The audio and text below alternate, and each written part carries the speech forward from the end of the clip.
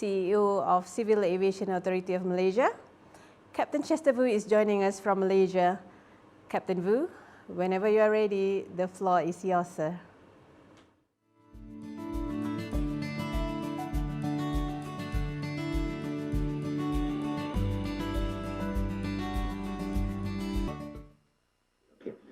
Hi, good morning, everyone. My name is Chester Vu from Civil Aviation Authority Malaysia. First of all, I'd like to thank the previous speakers, Yang Berhormat Datuk Sri Wikasyong, our Minister of Transport, and also the Honourable Mr. Robert Samwa. Thank you very much. Both speeches and also openings has been very inspirational for me as well. It's always a learning process.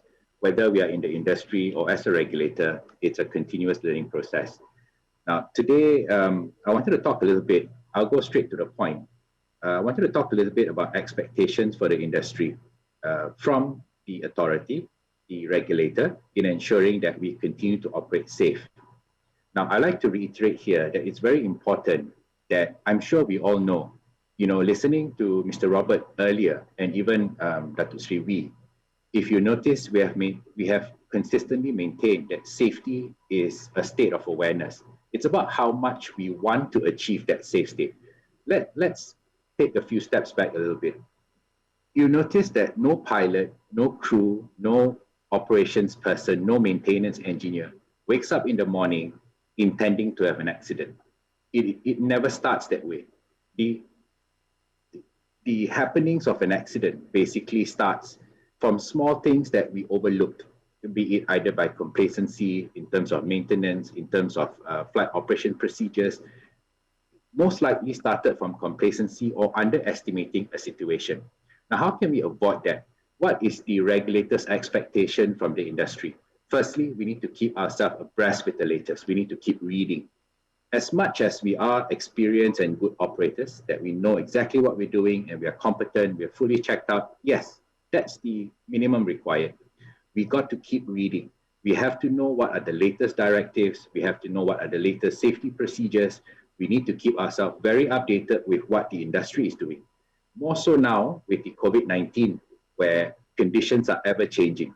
So there are challenges in the industry right now because of COVID-19. Among them will be basically the lack of currency. The more the need to actually read up, prepare. Pre-flight briefing is a very important matter that sometimes we overlook, we will especially get complacent when we fly with crew that we are very familiar with because we know each other. We're operating out of a familiar airport.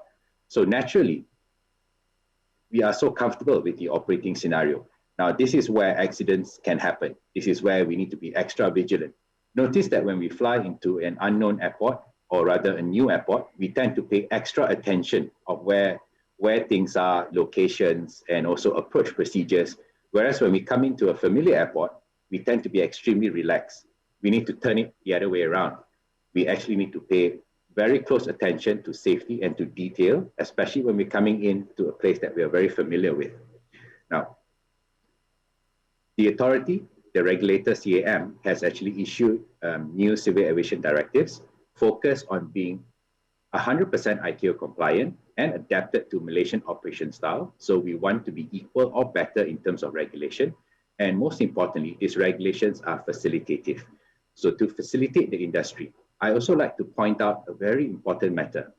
As much as we request to have different ways of inspection, different standards for different kinds of industry, like versus commercial, general aviation, or even the private aviation industry, we have to remember one thing.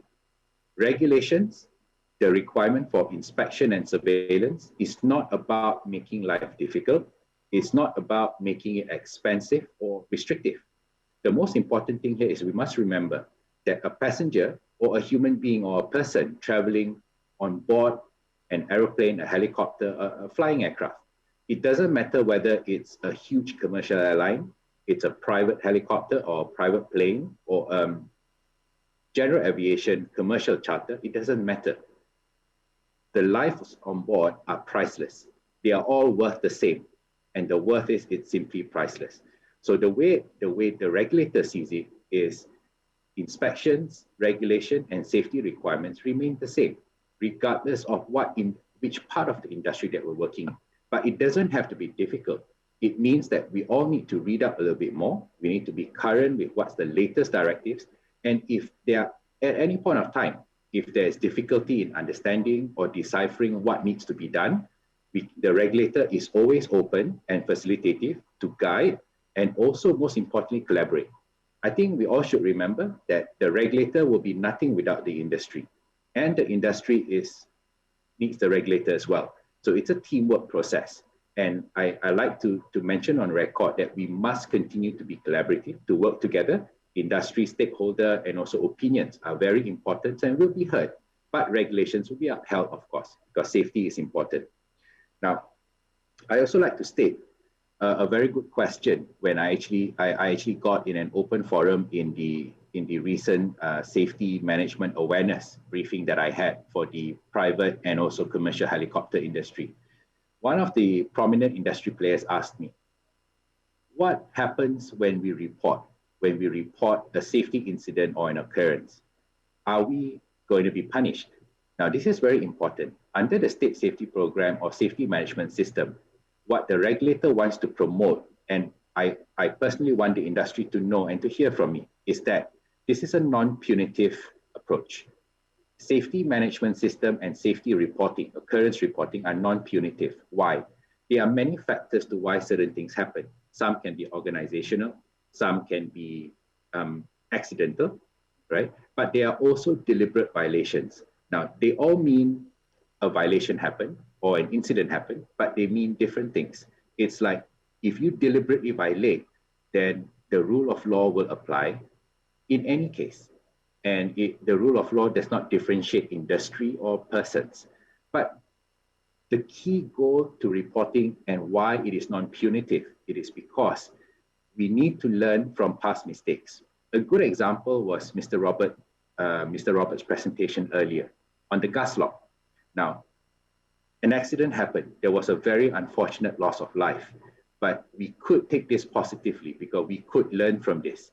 The key points that we all could have taken away from that really, really comprehensive presentation is that we could have considered now enhancing our pre-flight brief, increasing the requirements for checks. The leaders in the cockpit or in the industry need to mandate that we must do the checklist. No matter how familiar, no matter how many thousands of times we've read the before takeoff checklist, no matter how much we memorize it, it must be read, it must be cross-checked. When I was flying in the industry, I used to tell the people that I flew with, you have to be OCD about safety. You have to pause, you always look, think, and then execute. Can you imagine if we did things the other way around? We executed, then we started to think about it, and then we looked at it. That would be disastrous. So remember, the key message here is look at it, think about it, and then we execute. Now, we all play a very important role in safety, and we actually can do this. It is not difficult. So I like to reiterate again, the regulator, Civil Aviation Authority of Malaysia, will remain facilitative, very collaborative with the industry. We want to hear you out. We will continue to go down to the ground to engage everybody in the general aviation, private industry, and the airline industry as well, in order to promote safety, a strong safety culture of wanting to do the right thing, even when nobody is watching. This is a very, very important point. It's like not running a red light. Even though there's no policeman, there are no speed cameras, there are no red light cameras, we chose not to run the red light because it was wrong, although the traffic was clear. This is the same approach that we must take for aviation safety. Do the right thing. Even though you memorize the checklist, you could do it without reading it, still take it out, read it, look, think, and then execute. So this is a very important factor in maintaining safety. Also, I would like to state to the business aviation industry as well, that CAM, the regulator, will be looking, we have launched actually, we're not looking at it anymore. We have launched a client charter. Although CAM being the regulator, we wanted to approach the industry as not only regulate you, not only provide directives in ensuring compliance and safety, we also wanted to treat you with a lot of respect. So we have launched a client charter where we have stated that when the documents are complete in any of your approval processes, we will now commit to a time that we will do it, because CAM will be very facilitative and communicative. We want to be heard as well, and we will commit to a client charter to give you your approvals, assuming you comply with all requirements and are fully ready and competent to actually attain your approvals in a given time. So I hope that this will encourage more in the private and also GA industry to step up and to actually get approvals. I would like to promote getting the approval for the Malaysian AOC. Come and build and apply for the AOC, hold the AOC and be proud to be an operator that you know when you hold an AOC, you are governed in terms of maintenance, safety, operations, that you are a complete operator. So all this can be done. If you're not sure, come and talk to us. We will assist and facilitate you in achieving things like that. So this will be actually one of the most important things that I hope to achieve soon. I also like to inform everybody that by June, Malaysian Air Traffic Control will have a new center at the new KL ATCC in Sepang. So this is our drive to actually make the airspace more efficient for everybody. Of course, when I say everybody, it includes private, charter and GA operations as well, including helicopters. We wanted to provide better streamlining of our airspace, better use, and hopefully I'll be able to prove on data that we will reduce waiting time, either on the ground or for departure and approach. So these are very important factors as we strive to achieve efficiency. Efficiency in terms of the industry, being able to reduce fuel burn, being able to fly better direct tracks without infringing any safety issues. So, ladies and gentlemen, and my esteemed colleagues and everybody in the industry, I'd like to thank everybody for this opportunity. It's been a great learning experience for me as well. I have another 8 minutes, so I decided to end it here so that I could take a few questions if you have any. And Civil Aviation Authority looks forward to continuously work with everybody. Great job to AsBAA for organizing this, and I look forward to more safety conferences and more engagement with the industry. Thank you. Thank you, Captain Chester Vu, for a very insightful session. We appreciate your support as always, and we hope that our members and audience learn a few lessons from this. We'll now take a few minutes to field any question from the audience. Yeah, we can start whenever you are ready.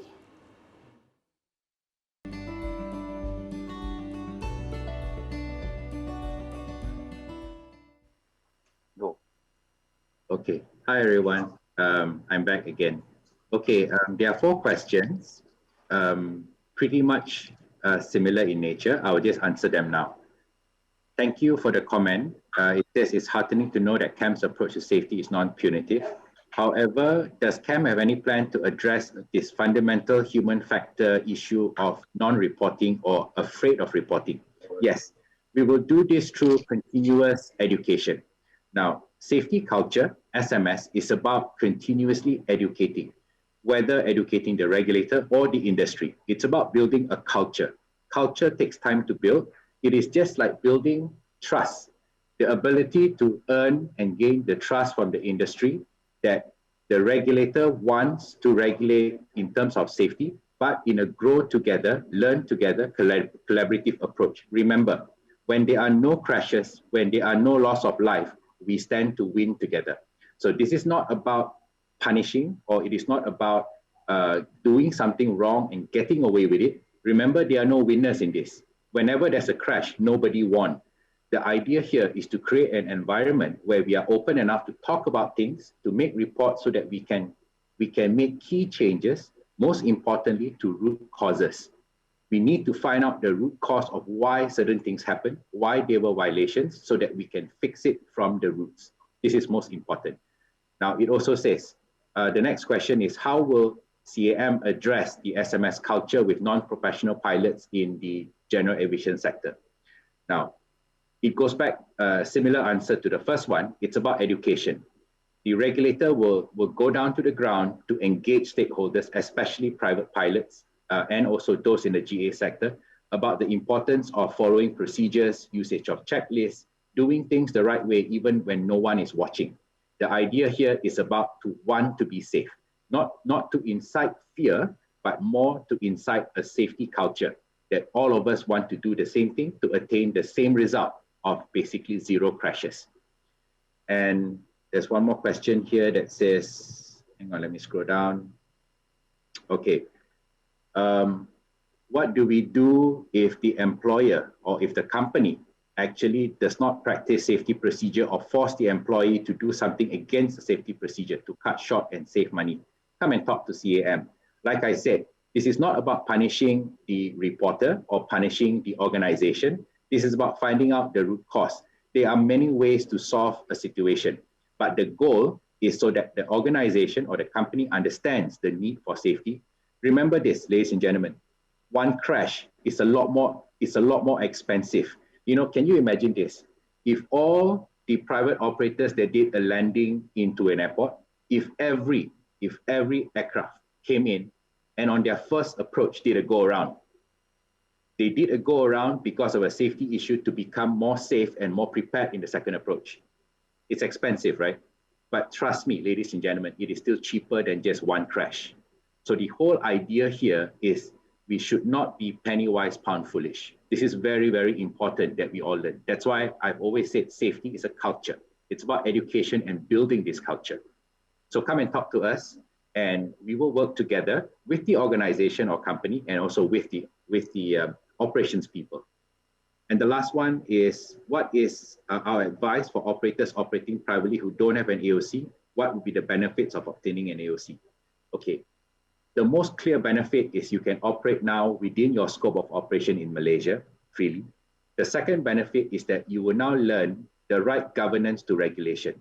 Now, imagine operating in an environment where you are operating well, you are an experienced operator, but you operate only within the organization or the company's standard operating procedures.